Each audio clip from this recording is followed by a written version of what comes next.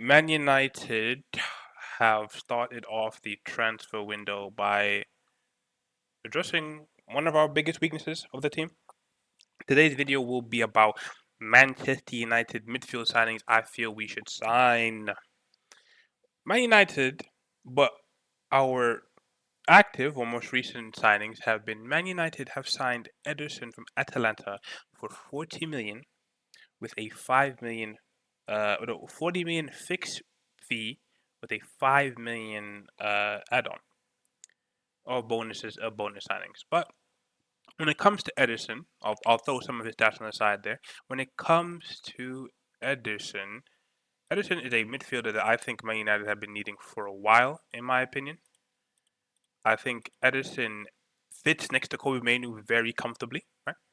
Uh, Ederson's a guy that has a high successful passes for Atalanta, uh, allow allowing him to at least play deeper, and we are secure enough in the beginning start of build up phase where if he does get pressed or if he does get attacked, he can give the ball to Kobe Man. You can find a right winger or a left back or a right back, and he can even if he needs to go back to center back if needed. But he's a guy that I'm comfortable with playing with the ball to his feet. Other things that catch my eye when I see Ederson is Ederson. He's a Ederson's a guy that even though he isn't the tallest human, right? What what's Ederson? 5'11", maybe 6 foot, right? He's a guy that's comfortable in defensive actions, right? He has high tackling and interception rates for a defensive midfielder. He has high recovery. So if we are in the middle of the park or deeper into the park, I'm comfortable that Ederson can get the ball back for us because of what he's shown before, right? His dual win percentage is basically a coin flip, which I am grateful. I would be grateful for right now. Bite your hand off because the guys that we had before in Casemiro is leaving, and the other guy is Manuel Ugarte. And if Manuel Ugarte is somehow still playing for Man United next year, we have questions. We have a lot of questions. But Ederson is the first signing, and I'm very happy we signed Ederson. But Ederson isn't a guy I want to start every single game. Ederson isn't the midfielder for me where it's like, oh, Ederson should play every single game for us. No, Ederson is in my head. If we're going for a pecking order scenario, Ederson should be third behind a much more elite and a much more bona fide elite level midfielder that should play next to Kobe Mainoo. Right, right. The first midfielder I want to speak about is Sandro Tonali, the current Newcastle midfielder. A lot of Italian outlets for the past week have been saying, "Oh, Tonali is a Tonali to United. Tonali is going to sign for United." Blah blah blah. Right? And I don't agree to anything. I don't believe anything until I see Fabrizio Romano, here we go, or the club say this guy is going to be signed. Right? But Lissandro Tonali is a signing that I would love to see play for Man United. I enjoyed watching Lissandro Tonali at Milan 2022-23 times, right? I thought he was a great midfielder. I thought he was a great Italian midfielder, right? And when I saw him go to Newcastle, I was like, ah, damn, right? I would have loved to see him play for us, but we now have the opportunity to right our wrongs. Lissandro Tonali is, in my opinion, just a better version of Ederson. I don't want to like just make him seem like he's dog, but he's a better version of Ederson, and that's an elite level midfielder, right? He's a guy for Newcastle that plays a lot more deeper and allows Bruno Guimarães to be the more expansive midfielder, which for Man United, he would let Kobe Mainoo be a more expensive midfielder, and we would let Bruno Guimaraes be.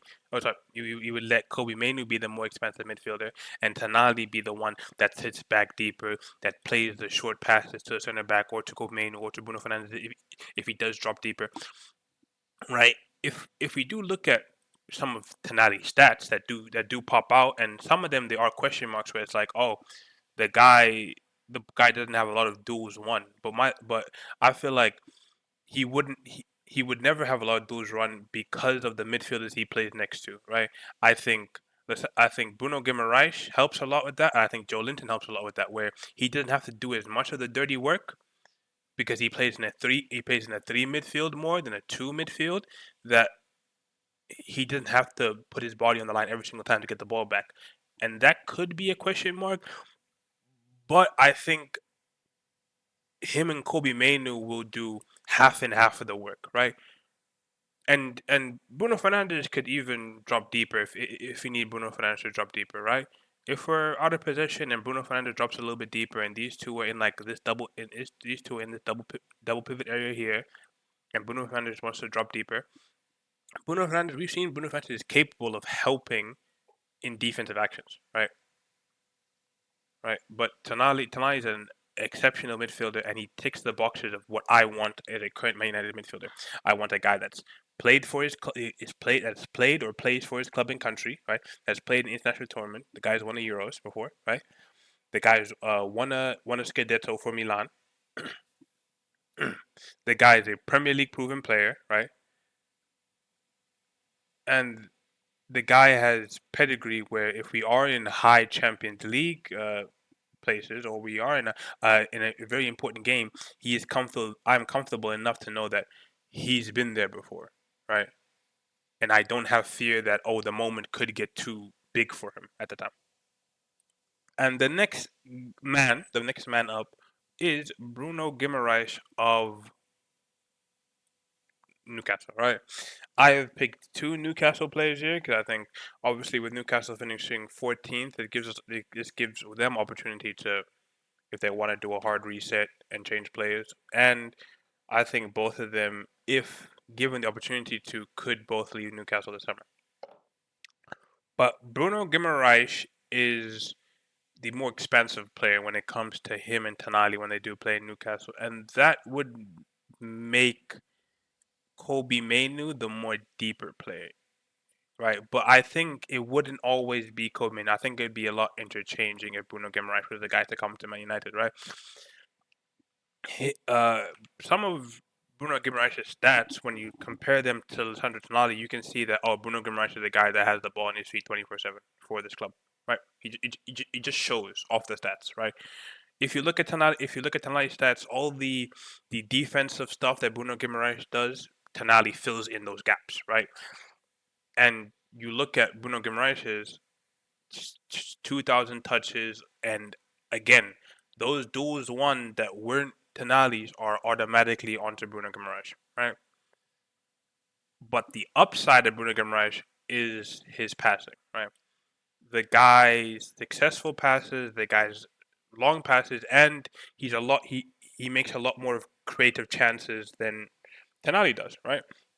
And him and Mainu could be a very different type midfield, where this is a midfield where it's like, okay, it's not really like a bruiser and a technical guy. It's two technical guys that are both fine enough with being bruisers that, yo, Bruno, you go for a run this time, I'm going to stay back. Okay, Mainu, you go forward, I'm going to stay back. And it gives the attack such a different look every single time, and it makes the defense hard to scheme to say, like, okay, we should nullify Kobe Mainu. Because if you try and nullify Kobe Mainu be like, okay, I'm not going to go. Bruno, you go. I'll stay back. And you do all the cooking for it. Which, again, makes him a perfect midfielder for Man United. The next midfielder that I have brought up to the list is Elliot Anderson. Elliot Anderson is basically the breakout Premier League midfielder of the year, right? Elliot Anderson had a impeccable game against Man United that reminded me of Michael Elise versus Man United like 2-3 years ago when he ripped Casemiro and did that and made that beautiful goal. But instead of Elliot Anderson scoring, the guy ended the game with 2 assists and was probably the best midfielder on the pitch that day. So Elliot Anderson, first off, my biggest love for Elliot Anderson is this guy is not afraid of having the ball in big moments, right? Against Man United, 3-2 down, where his team needs to win. The guy said, "Yo, get out of the way and give me the ball." And we saw that with the guy being basically basically being the wand for both of their goals to go in, right? First goal goes in, he moves Amad Diallo, move man. He bullies Amad Diallo, whips the ball in back post, easy goal. The second goal, that whole sequence, if you watch those 5-10 minutes before that goal goes in from Nottingham Forest, this guy is all in these places. And what is he doing? Give me the ball here. I'm going to progress the ball forward, and I'm going to wait. I'm going to wait for someone to make a run. And what happened? Morgan Gibbs White cuts across the box right here. He gets the ball to Morgan Gibbs White in this area. Morgan Gibbs White scores, and I love that. I love that. Right when he's playing with Kobe Mainu, it's the same thing with Bruno Guimarães, where I think both of them are very impactful in big moments, right? Manu scoring against Wolves in his early career for Man United. Manu scoring against Liverpool in big games. The guy does not shy away from big moments, and this guy also doesn't shy away from big moments, right? And these two, the double pivot it's the same as Bruno Guimaraes. The different attacks, the different looks that we can give defenses with these two players here are insane, right? And when it comes to looking at the stats, the same way we looked at Tonali and Bruno Guimaraes, his stats just show overall consistency, all around greatness in the whole pitch, right? The successful tackles, the successful dribbles, the duels won. He's in the 100th percentile for duels won, aerial duels. He has 3,000 touches. He is the engine he is the engine for the Nottingham Forest team. And if we can take that engine and put it into Man United, oh my goodness, madam. Oh my goodness, we are going to change this club, right? Touches in opponent's box. My DM is the 96th percentile touches in opponent's box with 62. Right, and he's not lackluster. He's not lackluster. He has the highest, what's it called? Possessions won in the final third. He has the highest recovery, right? The guy does everything, right?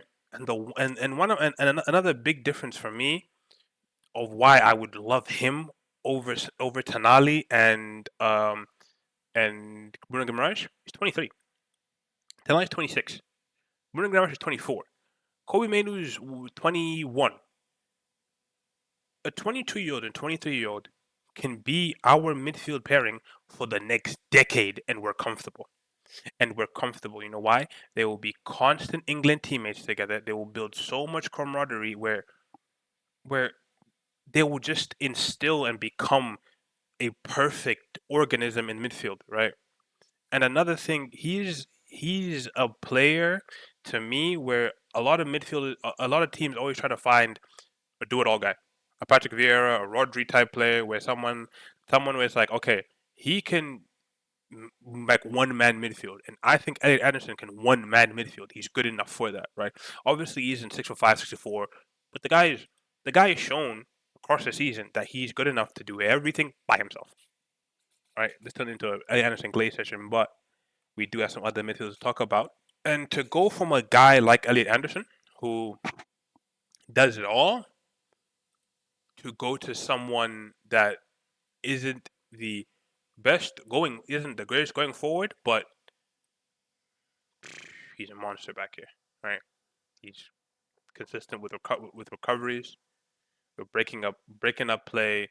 He's a good in the tackle. He's strong aerial duel wise, and he's technical enough, and he also fits the boxes. He also fits the criteria. Plays for his club and country. Has won a Champions League, right? Has been to a Champions League final. Has been to a World Cup final. Obviously missed the penalty in the World Cup final, but hey man, the guy has pedigree. Aurelien Tchouameni of Real Madrid.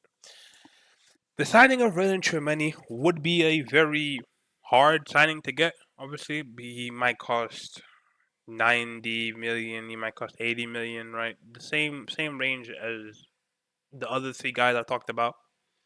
But Aurelien Tchouameni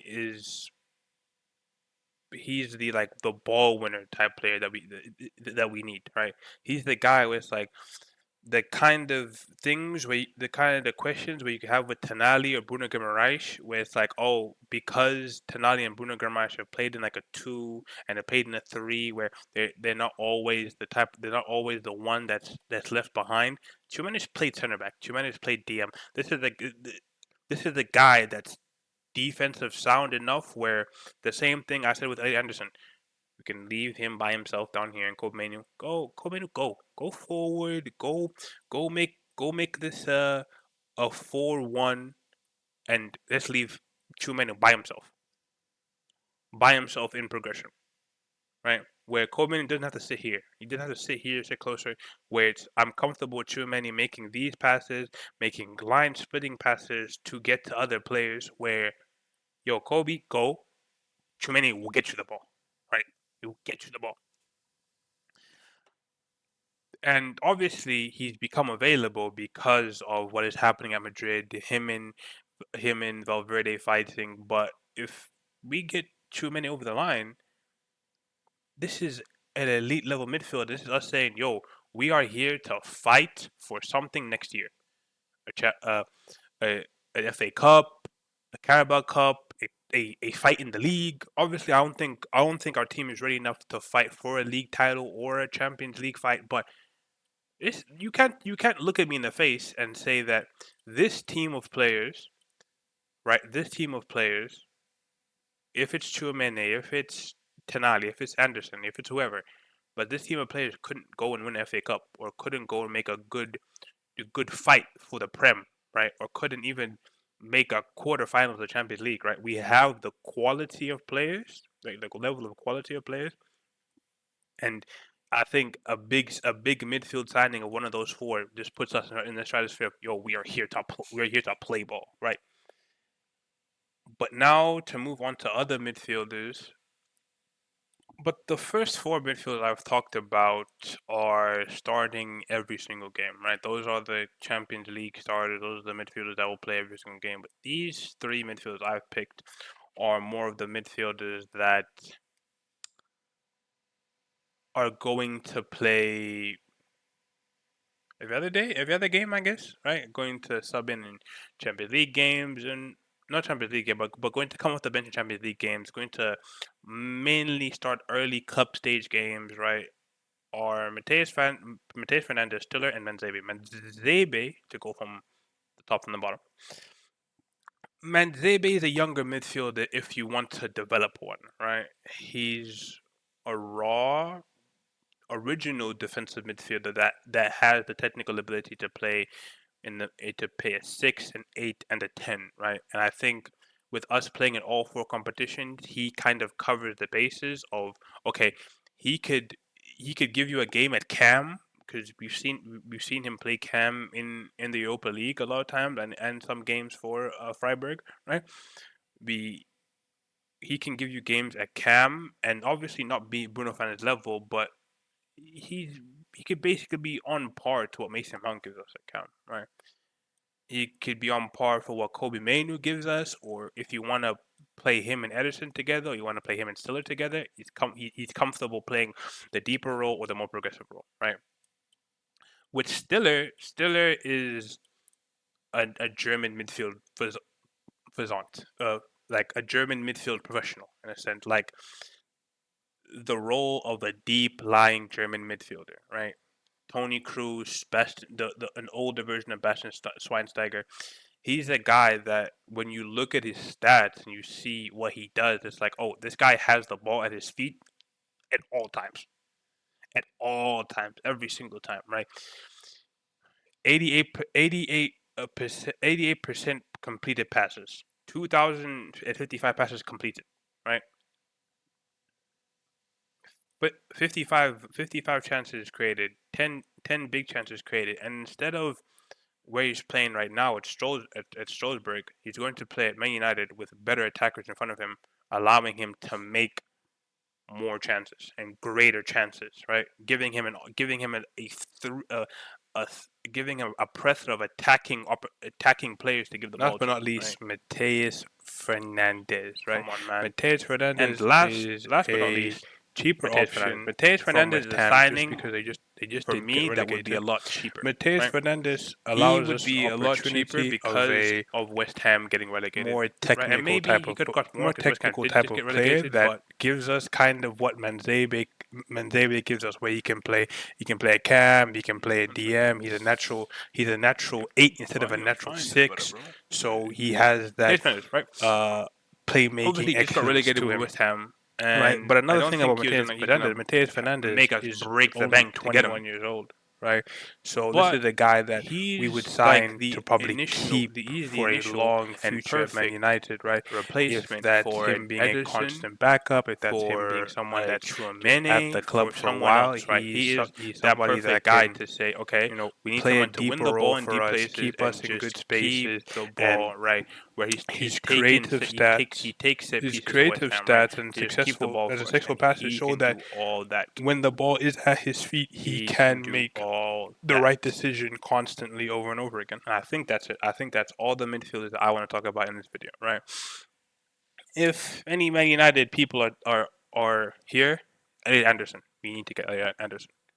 Elliot Anderson, Tchouameni, Tonali, and Bruno Guimarães are the big four. We need to get one of those four players into the club, right? Stiller is somebody that I would love to see because his attacking brilliance gives you a different outlook, right? It gives you, instead of Bruno Fernandes having the ball and having to come get the ball in deeper plays sometimes, where it's like, okay, we're gonna get the ball to Bruno Fernandes, so he doesn't have to do as much work off the ball to get it, right? And Manzebe is he's a prospect, he's a product, right? He's something that you can put value in later, but yeah, those are all the midfielders that I think Man United should sign for next season. If you have other opinions or other midfielders, please drop a comment and tell me why. If you don't agree with my opinions, tell me why. If you do agree with my opinions, tell me why, because we are here to learn about ball, and that's all we can do. Deuces.